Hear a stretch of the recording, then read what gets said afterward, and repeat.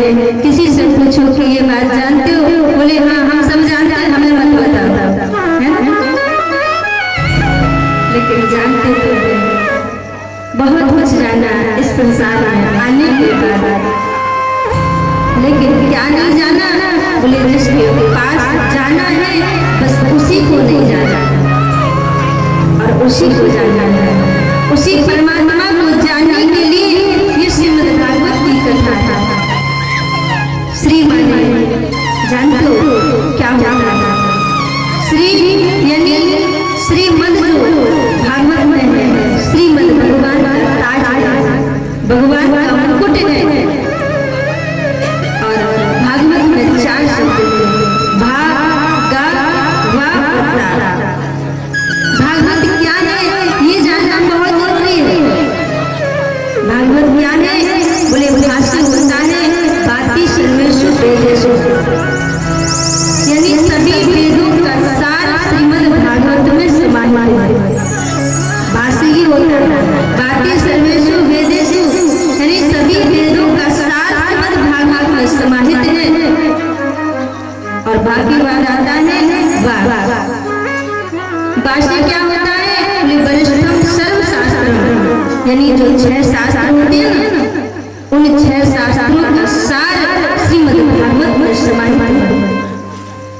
इसके बाद आता है ता, भा गा वा और ता। भाष्य होता है बाकी सर्वेषु वेदेषु, यानी सभी वेदों का सार श्रीमद् भागवत में समाहित है। और गास्य होता है गतिर्यस्य ग्रंथया, इसकी गति बड़ी विलक्षण होती है। बासे वरिष्ठ सर्वशास्त्रम, 6 शास्त्रों का सार श्रीमद् भागवत में समाहित है। और तास्य होता है तत्व परम योगिनाम, ये योगों का विषय है। भागवत में योगी परमहंसों की कथा बताई गई है, ये हमारा विषय नहीं है, लेकिन हमें और आपको ये प्राप्त हुआ है, ये मिला है, तो हमारे ऊपर भगवान की विशेष कृपा है। जो हम और आपको ये प्राप्त हुआ है, श्रीमद् भागवत की कथा सुनने का सुंदर अवसर आप सभी को मिला है, तो इस सुंदर अवसर को किसी को भी गंवाना नहीं चाहिए। और जो समय एक बार चला जाता है वो समय दोबारा कभी नहीं आता है। फिर व्यक्ति पछताता है कि हम भगवान की कथा सुन लेते तो अच्छा होता, लेकिन फिर पछताए क्या होते हैं? जब चिड़िया चुग गई खेत, तो पछताने में कुछ नहीं होता है। इसलिए समय रहते जो जान लेता है, जो भगवान से प्रेम कर लेता है, जाने बिनु न होए परगति, भगवान को जाने बिना भगवान से प्रेम नहीं हो सकता था। इसलिए भागवत के भगवान को जानना बहुत जरूरी है, और भागवत के भगवान से प्रेम संबंध बनाना भी जरूरी है। हम और आप संसार में आए हैं तो संसार में संबंध बनाया है। ये हमारे माता है, ये पिता है, ये पति है, ये पुत्र है, तभी तो हम और आप सभी संबंध निभाते हैं। संबंध ही नहीं बनाए होते तो क्या निभाना? तो भगवान से भी हमें और आपको संबंध तो बनाना ही पड़ेगा, तब जाकर के भगवान से प्रेम होगा। अब संबंध नहीं बनाओगे तो भगवान से प्रेम नहीं हो सकता, फिर तो संसार से प्रेम होगा और लगे रहो संसार में। और एक दिन क्या होता है? एक मुट्ठी रात भी बच जाता है। कुछ नहीं है, संसार में कोई किसी का नहीं है। ध्यान रखना, रामचरितमानस में भी वर्णन आता है, गोस्वामी तुलसीदास जी कहते हैं, स्वार्थ रागे करे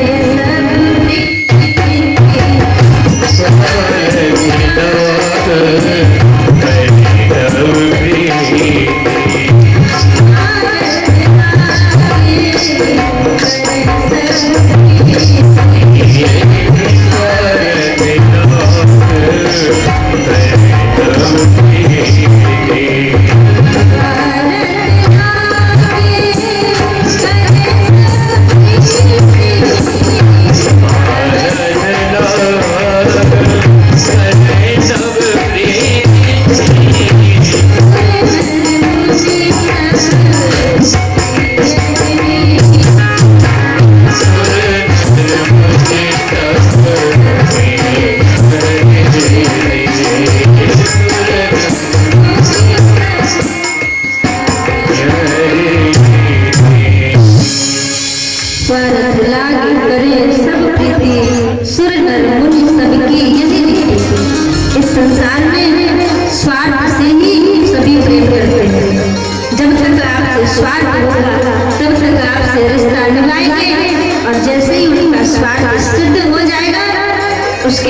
राम राम भी नहीं करेंगे। ध्यान रखना, आपको पहचानने से भी इनकार कर देंगे कि संसार स्वार्थ से भरा हुआ है।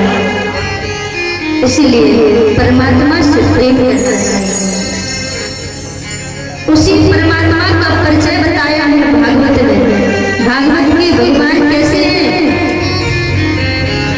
बोले परम पुराण से लिया गया ये जो महात्म्य है भागवत जी में, उसमें बताया कि भागवत के भगवान कैसे हैं। बाकी लाल के चरणों में प्रणाम करते हुए, समस्त प्रकृति में विद्यमान जीव जंतुओं को प्रणाम करते हुए भागवत के भगवान का परिचय सुनिए कि भागवत के भगवान कैसे हैं। बोले सच्चिदानंद रूप है, बोले सच्चिदानंद स्वरूप है। कैसे? बोले सतगण चितगण आनंद गण। संधि विच्छेद करेंगे सच्चिदानंद का तो सत चित और आनंद। भगवान कैसे हैं? बोले सत्य स्वरूप। सबसे पहले आता है सत्य, उसके बाद आता है चित और उसके बाद आता है आनंद। बोले भागवत के भगवान कैसे हैं? बोले सत्य स्वरूप है।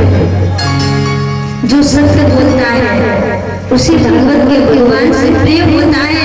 जो अपने जीवन में सत्य को धारण करता है, जो अपने जीवन में सत्य को उतारता है, वही भगवान से प्रेम कर सकता है। उसी को भगवान प्राप्त होते हैं। और आजकल तो संसार में बोले झूठे ही लेना, झूठे ही देना, झूठे ही भोजन, झूठ चल रहा है इस संसार में। कलयुग के प्रभाव से झूठ का बोलबाला बढ़ गया। और भागवत के भगवान कैसे मिलते हैं? बोले जो सत्य को धारण करता है, जो सत्य स्वरूप परमात्मा है। इस संसार में जो दिख रहा है वो सत्य नहीं है। इस संसार में जो दिख रहा है वही भगवान की माया है, वो असत्य है। वो हमें सपने की भांति सत्य तो नजर आता है लेकिन सत्य नहीं है। सत्य केवल और केवल परमात्मा है। आपने देखा होगा जब कन्हैया का गोकुल में जन्मोत्सव मनाया गया, जब कन्हैया का जन्म हुआ, जब भगवान श्री कृष्ण मैया देवी के गर्भ में विराजे, तो देवताओं ने भगवान की स्तुति की, मैया देवी के गर्भ की स्तुति की। और स्तुति भगवान के नाम से नहीं की। स्तुति कैसे की? भगवान को क्या कहकर पुकारा? सत्यव्रतम सत्य परम सत्यम सत्य योनि नियतम से सत्य।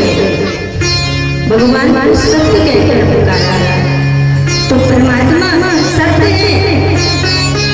जो सत्य को धारण करता है उसे परमात्मा मिलते हैं।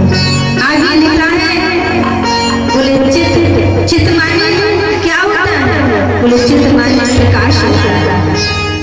जैसे हम और आप सभी कोई काम करते हैं या ये कह लो यहाँ सुंदर भागवत का आयोजन किया तो हमें प्रकाश की आवश्यकता पड़ी, ट्यूबलाइट की आवश्यकता पड़ी, बल्ब की आवश्यकता पड़ी, रोशनी की आवश्यकता पड़ी। लेकिन परमात्मा को किसी रोशनी की आवश्यकता नहीं है। क्यों? क्योंकि वो स्वयं प्रकाशवान है। वो स्वामी तुलसीदास जी भी कहते हैं सब कर परम प्रकाश के जोई, सब कर परम प्रकाश के जोई, सब कर परम प्रकाश के जोई, सब कर परम प्रकाश के जोई, सब कर परम प्रकाश के जोई। राम बना दे भगत के जोई, राम बना दे भगत के जोई, राम बना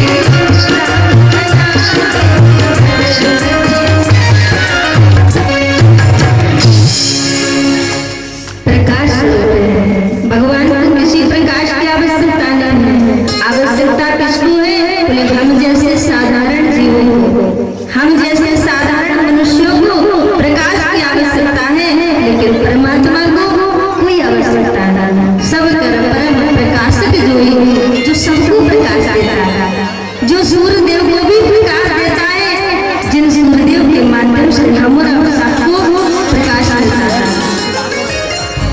आगे लिखा है आनंद गए। आनंद की तो बड़ी सुंदर परिभाषा है। आनंद क्या है? बोले आनंद संसार में नहीं है। आनंद किसी दल्लर के गद्दे पर लेटने से प्राप्त नहीं होता कि ऐसी चला ली बढ़िया गद्दे पे लेट गए बोले आनंद आ गया। कुछ लोग कहते हैं, लेकिन ये सच्चा आनंद नहीं है। सच्चा आनंद क्या है? बोले परमात्मा का आभास जिसको हृदय में हो जाए। आनंद बाहर खोजने का विषय नहीं है, आनंद तो अपने अंदर ही है। शंकर भगवान ने भी कहा कि ओमा कहो मैं अनुभव अपना, सत्य हरि भजन जगत सब सपना।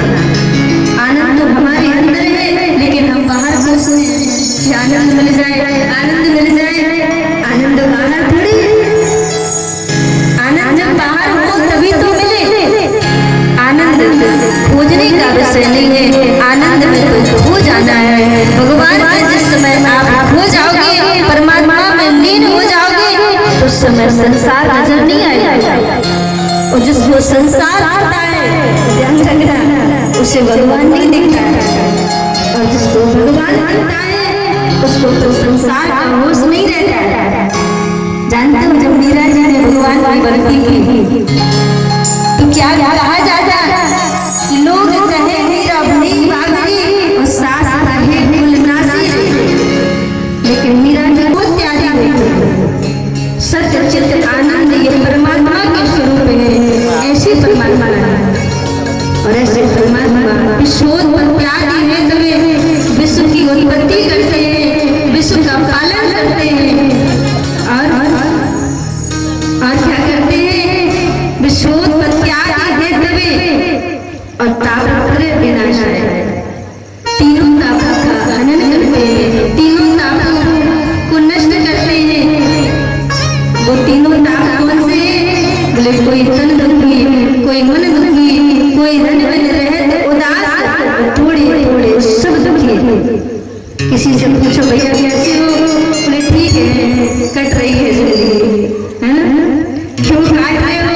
कैसे जिंदगी काटने से अच्छा भगवान से प्रेम कर लो, तुम्हारा उद्धार हो जाएगा। भगवान ऐसे तीनों तापों को नष्ट करते हैं। तीनों ताप मतलब दुख, दर्द, बीमारी, कष्ट, इनको भगवान दूर करते हैं। तापत्र विनाशाय श्री कृष्णाय भयम। ऐसे परमात्मा को श्री कृष्णाय, श्री माने राधा रानी।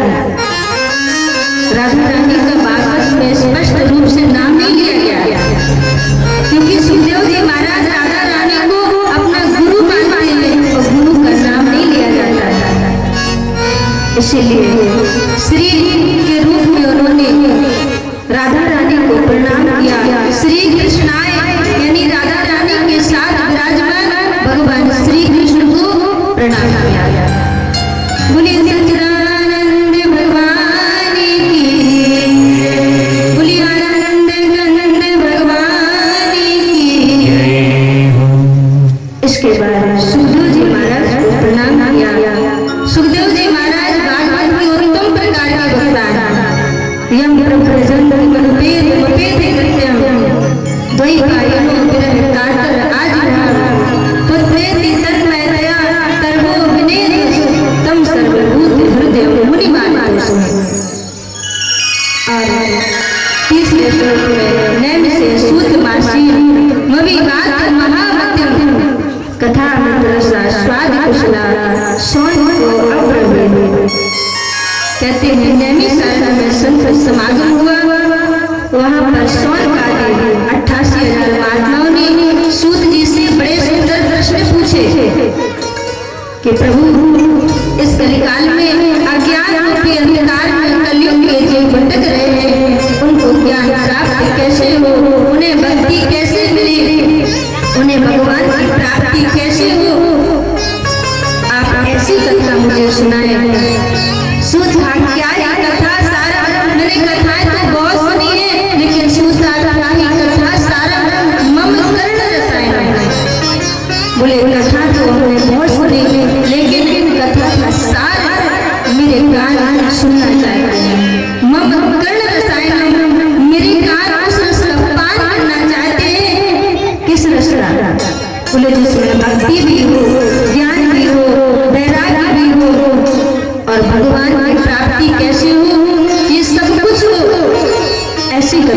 सुनाई है। तब सूत जी महाराज ने भागवत जी को माध्यम बनाया। बोले ऐसी तो भगवान की कथा ही है जो सभी पापों को नष्ट कर देते हैं। और तुम्हारी प्रीति को देखकर सूत जी ने कहा 88,000 महात्माओं से कि आपकी प्रीति को देखकर कि मैं ऐसी कथा सुनाने जा रहा हूँ जो कथा देवताओं को भी दुर्लभ है।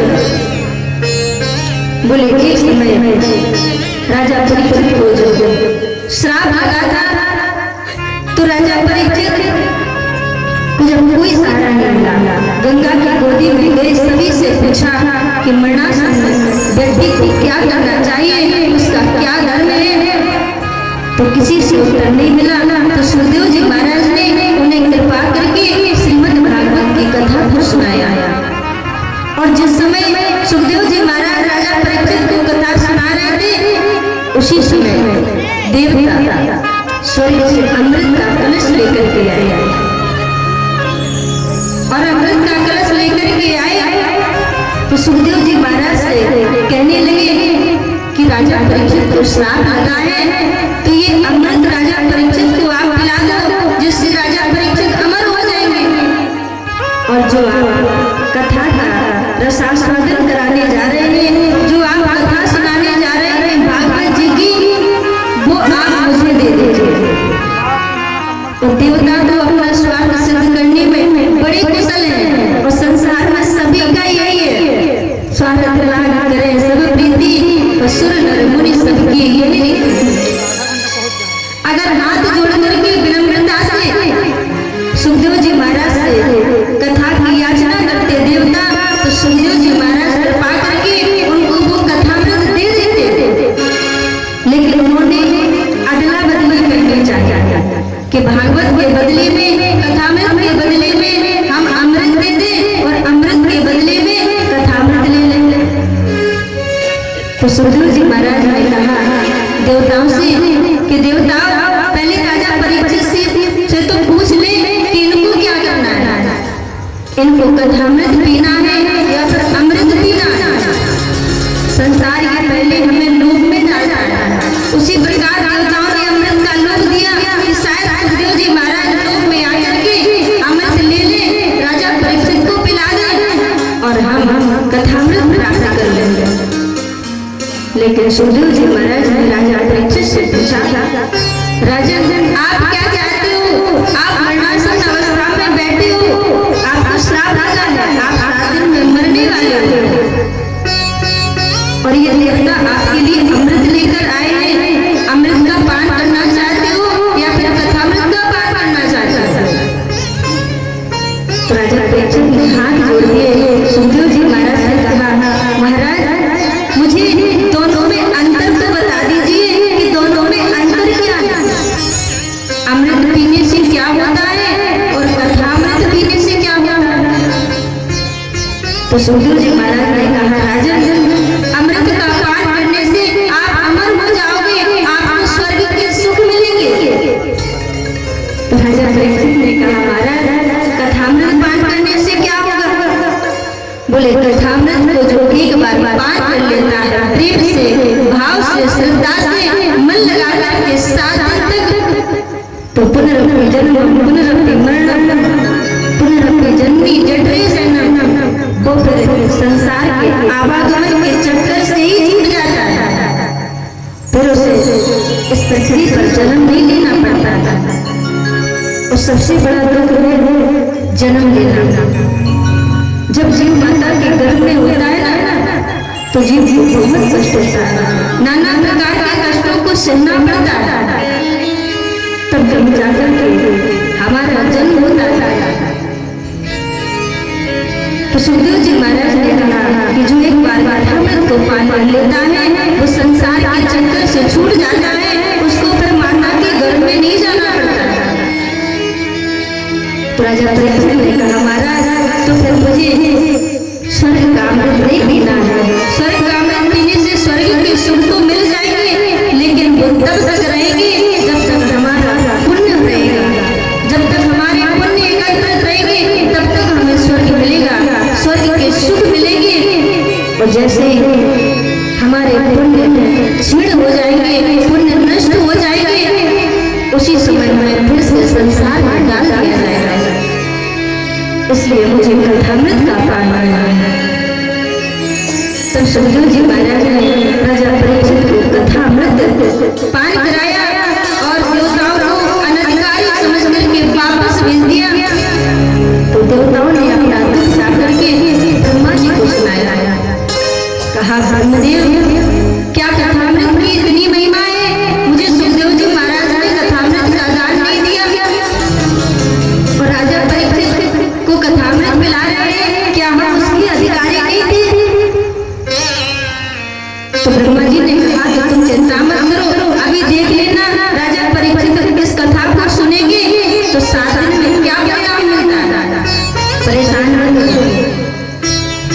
और सच्ची बात ये है, जब तक हम भागवत की कथा के अधिकारी नहीं बनते हैं तब तक भगवान की कथा हमें समझ में नहीं आती। इस कान से सुनोगे, इस कान से निकल जाएगा, वो हमारे हृदय में स्थायी नहीं हो सकती, हमारे समझ में नहीं आ सकता। कहते हैं सुखदेव जी महाराज इधर भगवान की कथा सुना रहे थे, देवताओं ने ब्रह्मा जी को दुख सुनाया। तो ब्रह्मा जी ने कहा कि देखते हैं 7 दिन में परीक्षित का क्या होता है। तो 7 दिन में जैसे ही देखा 7 दिन की कथा पूर्ण हुई तो राजा परीक्षित विमान में बैठ के जा रहे थे भगवान के राजा। तो आज स्वर्ग से देवताओं ने देखा, ब्रह्मदेव ने देखा कि ये क्या आश्चर्य है। राजा परीक्षित भगवान की कथा सुनकर के भगवान के धाम जा रहे हैं और भगवान के पार्षद राजा परीक्षित को ले जा रहे हैं। तो क्या भागवत की कथा की इतनी बड़ी महिमा? तो पूरा आता की विस्मृता ब्रह्मा जी की भी बुद्धि चक्कर काट गए कि भागवत की कथा की इतनी बड़ी महिमा। तो ब्रह्मा जी तुरंत भागे सत्यलोक में, उन्होंने तराजू बांधे। तो एक तराजू पर वेद, शास्त्र, उपनिषद आदि आदि ग्रंथों को रख दिया और एक पल्ले पर श्रीमद् भागवत कथा को रख दिया।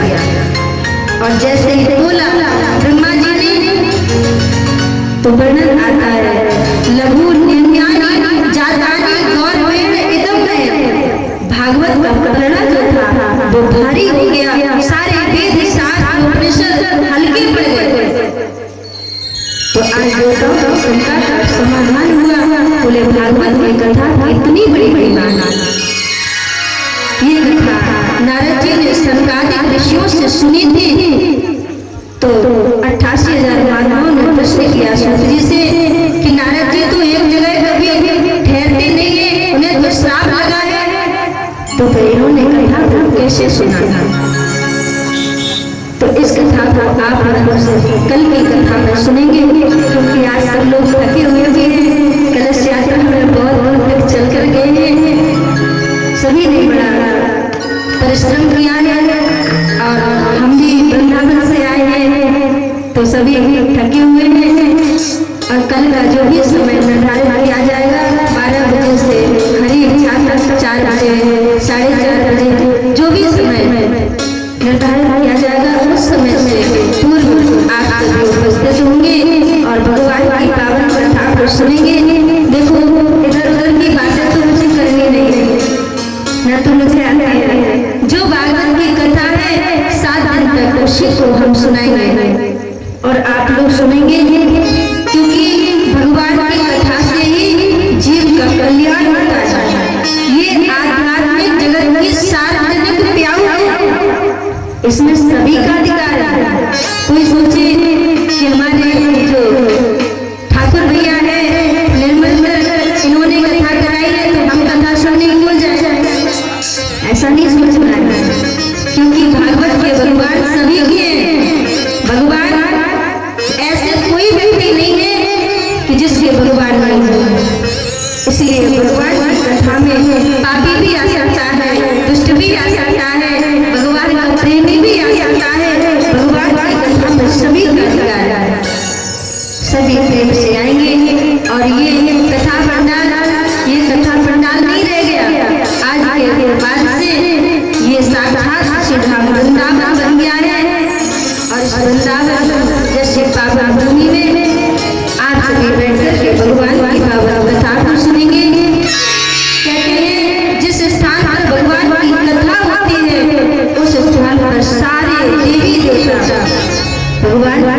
सुनने के लिए आते हैं। समस्त तीर्थ आदि कथा सुनने के लिए आते हैं। गंगा यमुना सरस्वती आदि नदियां भगवान की कथा सुनने के लिए आते हैं और ये बिना बुलाए आते हैं। आप तो बुलाने पर आए, ये बिना बुलाए आते हैं और जो बिना बुलाए भगवान की कथा में आते हैं उसको उत्तम फल प्राप्त होता है। जो बिना बुलाए आते हैं और जो बुलाने पर आते हैं उन्हें मध्यम फल प्राप्त होता है। अब आपको तय करना है कि आप बुलाने पर आएंगे या बिना बुलाए आएंगे। कल से समय पर उपस्थित होकर के भगवान की